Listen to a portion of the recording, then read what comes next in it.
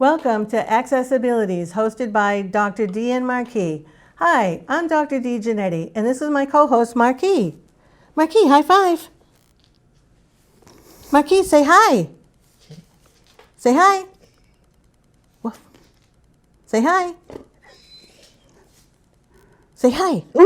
Attaboy. Who's our special guest today? It is Brad Mckenna. Okay, Marquis, down. Attaboy. I'm doing this show to highlight people with disabilities. I promote disability identity as a culture of pride and strength, not pity and shame. I see disability as just another way of moving through the world, just different modes of functioning. There's a saying, if you see it, you can be it. But there's a huge shortage of seeing people with disabilities on the screen. Also, many people with disabilities are not encouraged to flourish to their full potential. My hope is that a viewer watching this show may say, I have that disability, and if he or she can do that, maybe I can too.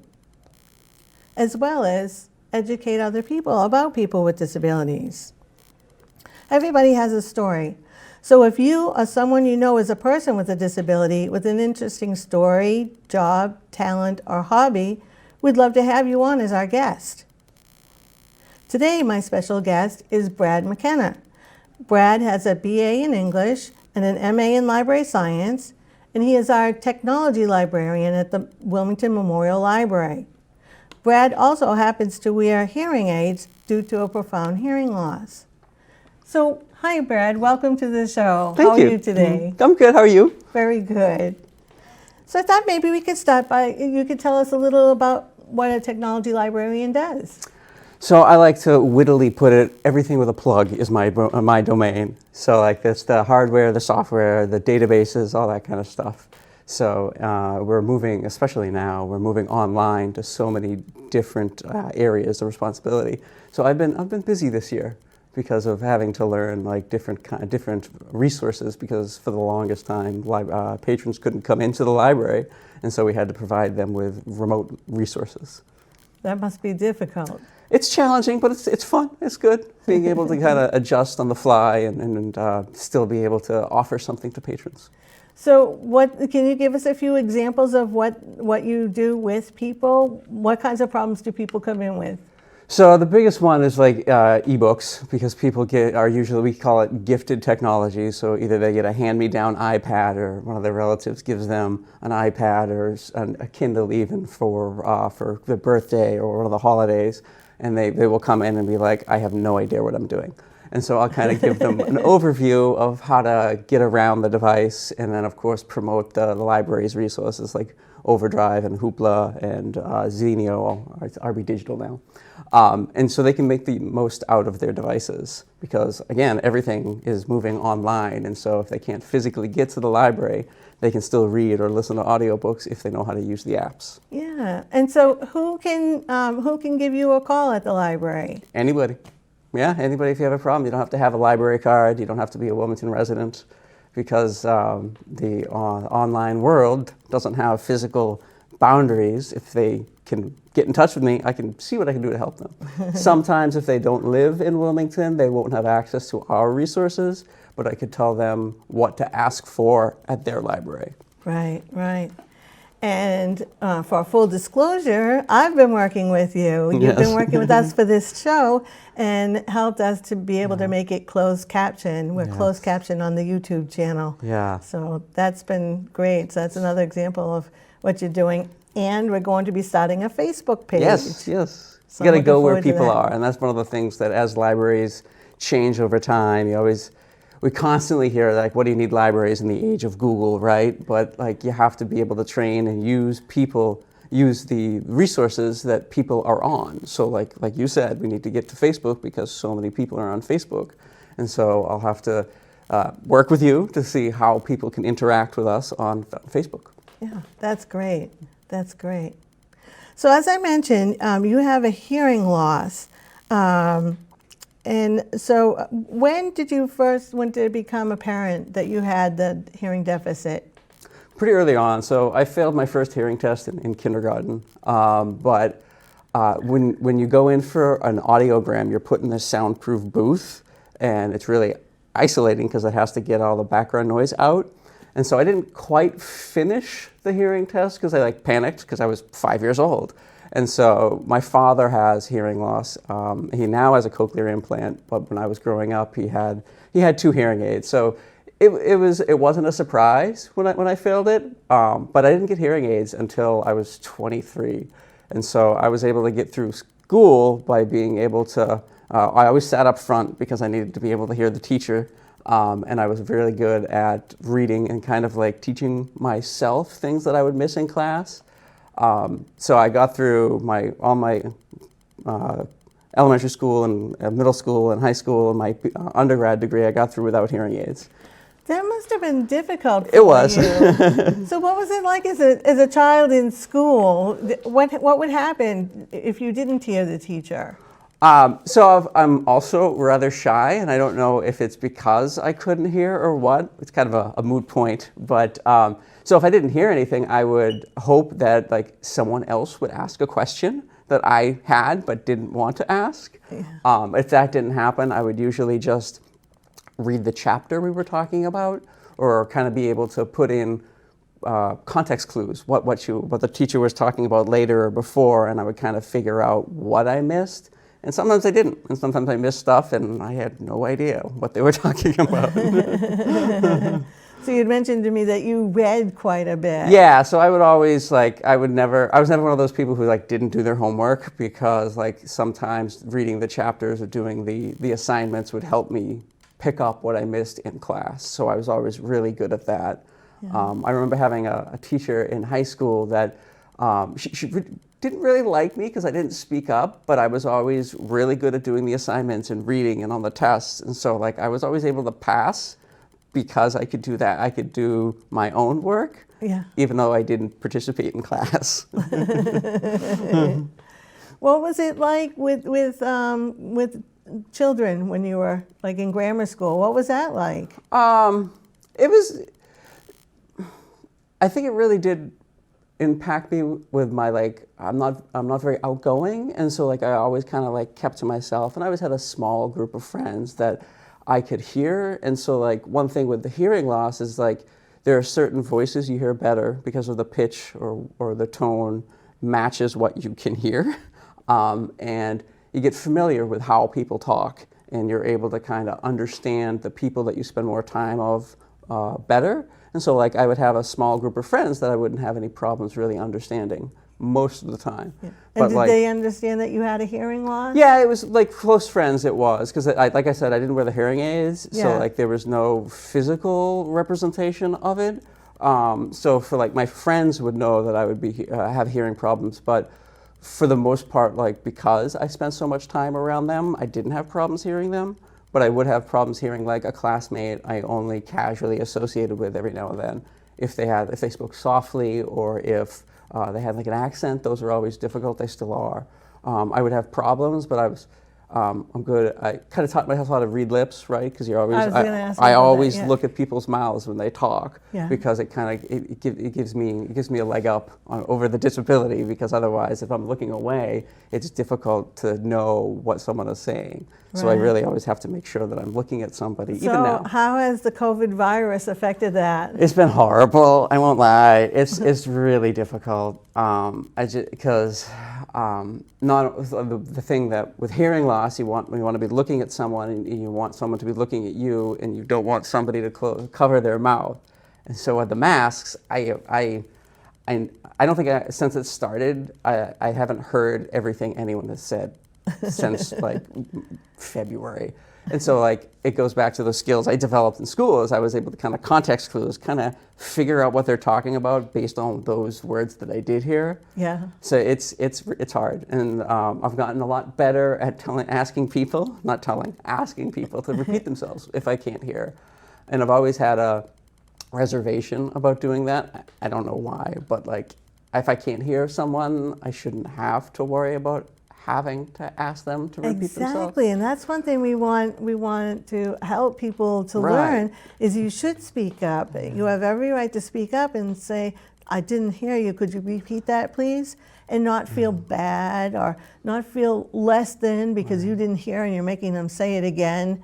You're an equal participant. And if you didn't hear it, then you need to hear it again so that you can have all the information. Yeah, you're absolutely right, and I am doing it more, but I don't know, it's always been something I've struggled with like putting somebody out and having them repeat themselves. And the phone is just really bad. It's like a lot of our work now at the library is over the phone. And there are sometimes I physically cannot have the conversation because either the connection is too bad, the person is speaking too quickly or too softly, they have an accent. And I've noticed on the phone it can get almost contentious. So like if I'm trying to have someone repeat what they said too many times, they get frustrated. And so like I will have to hand over the phone to somebody else at that point. So that's one thing we'd like to educate our viewers Yes. on, is that this is a hidden disability. Yeah. They can't see over the phone that you can't hear. Right. But some people can't hear, and they have to ask for you to repeat that. And, you know, it's a valid thing to do. It's not an affront to have to repeat yourself so that the person can have the information, and that way be better to have a conversation with you. Right, yeah, it's something that usually when you're calling, especially at the library, you're calling for like one specific thing and you don't expect it to take too long. And I make it take longer sometimes. It's hard, but like it's all about trying to give people the service they want. And so like if that means I have to step out of the picture and give it to somebody else, it's something I'm working on and trying to get people to like, I'm just in the way at that point. And so you gotta know where to let go and have somebody else come in. That's another thing people with disabilities are good at, recognizing their limitations and saying, okay, we have to call somebody else in. But the important point is not to feel bad about it. Right, yeah, and it's something I work on. I mean, it's something that I've had to do my whole life, but it's still something that I struggle with, for sure. And I think that with email and text and instant messaging being so prevalent now, I can get away from using like the phone, which is just really bad for me. Yeah. And so now like when I do have to use it, it's almost tougher because I'm not as familiar with it. So like the technology has definitely helped me do my job. I mean, you think about libraries, right? And it's the domain of the hushed tone, right? Everyone's nice and quiet in the library, and yeah, that doesn't work for me. So I remember I told people because I changed careers, and when I changed careers to become a library, they kind of looked at me funny, like you want to go into library, but you're hard of hearing. So it's kind of funny.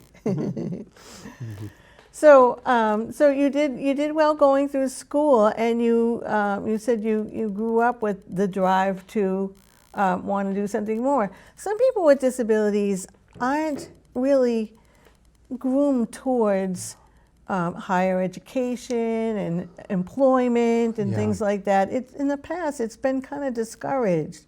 So how did you end up going to college? So it was never really even like an option. I was going to college. My parents growing up, it was always something that they wanted for their children, and it was just something I did. And so when I went to college, and my parents had separated my senior year in high school, so in college I had to get a job to help pay for college, and so my father worked for Partners Healthcare, and he helped me get into their IT department, and so that's how I was able to afford college, number one. And then like my undergraduate degree was English. And so that's all about reading and writing, right? And so that's written communication. So I'm very good at that because I spent 4 years doing it. But the job, the IT job, helped me kind of get where I am today because I focused on the technology of I was an applications analyst. So like there was different applications that I would analyze, right? But when I got to a certain point where I didn't have enough to do. I wanted to do more because I was doing the same thing. So I went back to school to get my master's. And so it was just something that I knew was the way for me to get where I wanted to go next.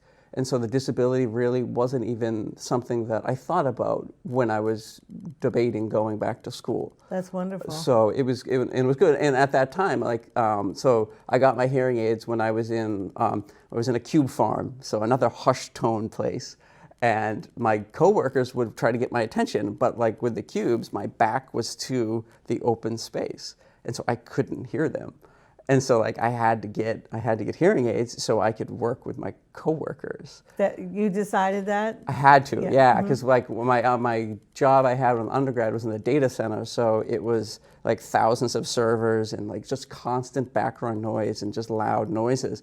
So everybody had to speak up to be heard over the humming of the servers. Wow. And so I didn't have to worry about not having hearing aids there because everybody was talking louder. But when I moved to the cube farm, everyone talks much quieter. And so I got there and I was like, I have to, because it was something that I knew was going to happen eventually. And so I was 23. And so when I was 23 at the time, I was like, I need help. How did to that do my change job. your life when you got the Oh my hearing God, aids? so much. So I remember sitting in the office at Mass Irony Infirmary when I got my first set. And I was sitting here, it was a rug, and I shuffled my feet, and I heard that for the first time, just like hearing it on the rug. And so like I pick up so many more sounds, and it's not perfect, so I still have problems with it. But it's like, I spent like the first 6 months just kind of like cocking my head like a confused dog because I would hear something I hadn't heard before. And so it's really helped me with my job and my daily life and in schooling, because I went through my master's, I had my hearing aids, and it was needed. It was needed at that point. Even though I was sitting up front, my tinnitus had gotten worse, and so it was harder to hear for that as well. So what is it like to have tinnitus? It's hard. Because there's always something, I'm always hearing something. So there's the irony of the deafness. So like, it's never silent for me.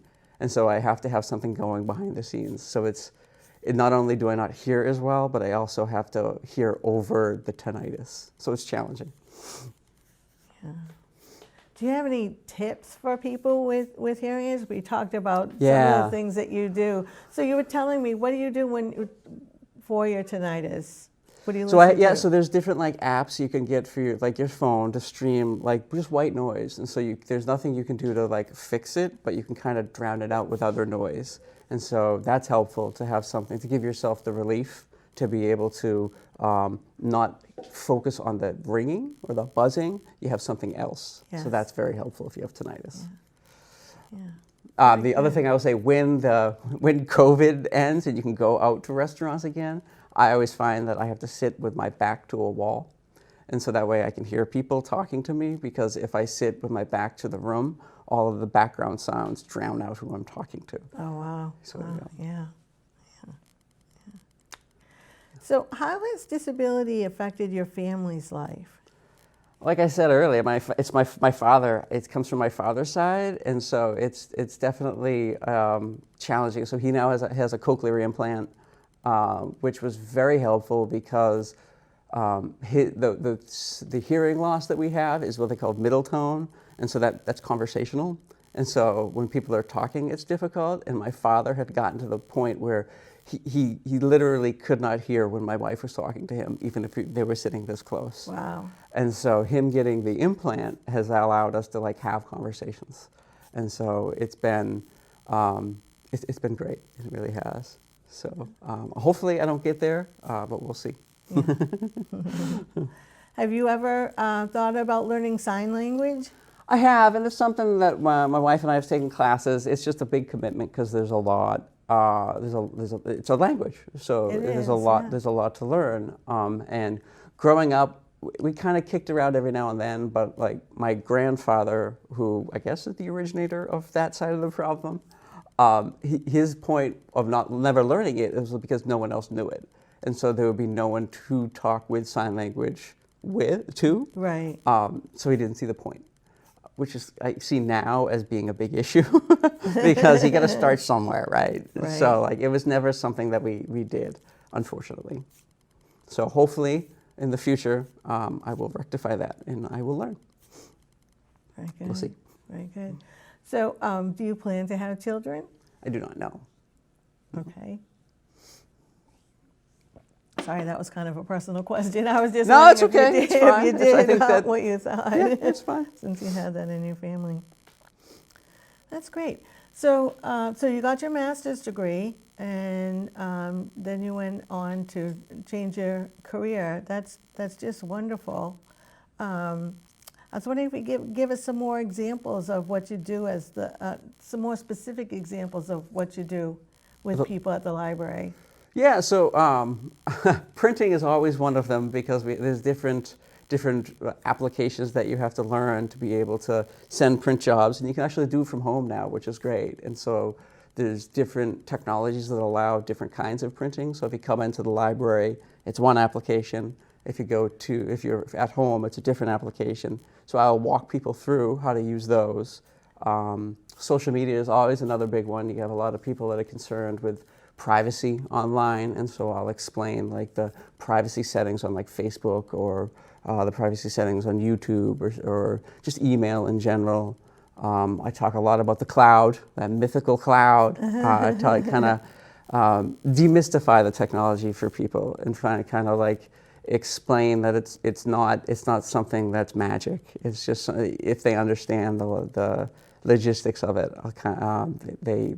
they'll use it, and technology makes everybody's life easier and more complicated, but yeah, it's scary for first-time users, Oh, absolutely. especially older first-time users. Yeah, so that's funny because like I thought when I first started, it's been 6 years now, I thought it was like a generational thing. They call it the digital divide. I actually have a podcast here with Lisa about that. And I thought it was an age thing. And for the most part, it is an age thing, so it's a generational thing. If you grow up using the internet, you know it. If you've spent decades without it and you've gotten by fine, you don't.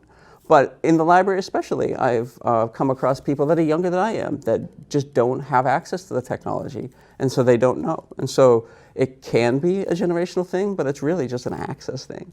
And so putting people's fears at ease and letting them know it's okay to make a mistake with technology, you're not going to absolutely ruin everything. It's a big part of my job. Marquis saying hello. Hi. Okay, Marquis, sit. There we go. There you go. Okay, so anything else that you'd like to share about having a hearing loss and I would say- surviving in this world? Yeah, right. I would say like stand up for yourself. It's something that I have problems with to this day. But like we were talking about earlier, if you can't hear people, let them know. Ask them to repeat yourselves, and even if they get upset, like you're within your right to ask. For people. So I have a question. So if somebody gets short with you and kind of frustrated, so then, do you tell them that you have a hearing? Yeah, absolutely. And sometimes they won't believe me because I don't look disabled. I know. So yeah. I'll turn my head to kind of show them the hearing aid. Yeah. And a lot of times they'll kind of it throws them for a loop and they don't know what to do next. But that definitely accomplishes stifling that anger or frustration. Right. So that's another thing I'm hoping this show will accomplish, is by seeing people with different disabilities and hearing what their struggles are and what their strengths are, that people will have more understanding and not be afraid of people with disabilities or not question people with disabilities. Not hidden disabilities, people for some reason don't believe that you have it. And so, maybe by watching this show, lots of people will start learning what it's like, and it will become more commonplace. Good, yeah. So the only other thing I would say for like people who don't have hearing loss but have somebody in their life with hearing loss is look at them when you're talking to them. Don't turn away. Don't cover your mouth. I know it's hard now with the masks. But I guess that means that if you're talking to them and you need to keep your mask on, which I would recommend, speak slowly, not insultingly slowly, but slowly and enunciate, and that'll kind of get over the mask issue. That's great. Well, thank you so much. You have been a pleasurable guest. It's been great talking with you. So today's inspirational notable quotable is from Anonymous. Your struggles do not define you, but they shape the person you become when you face them and overcome. So that's our show for today. I want to thank you for watching and remind you that we can be seen on WCTV, Comcast Channel 99, Verizon Channel 39, Sundays at 6 o'clock. Also, WCTV Video on Demand. We're also closed captioned on YouTube for deaf and hard of hearing. If you go onto YouTube and type in accessibilities, all one word, then see our icon, the Statue of Liberty seated in a wheelchair, representing freedom and independence for people with disabilities. You can click on that, and then you can select an episode and watch it. Also, if you have any questions or comments or disability issues you would like to know more about, you can email me at accessibilities2020@gmail.com. And if you would be interested in being a guest on our show, you can email me at accessibilities2020@gmail.com. So stay positive. Marquis, up, up. Stay positive. We'll see you next time. Marquis, say bye. Say bye. Say bye. Say woof. Woof. Good boy. Okay, come on over. That's our show. Thank you. Good job.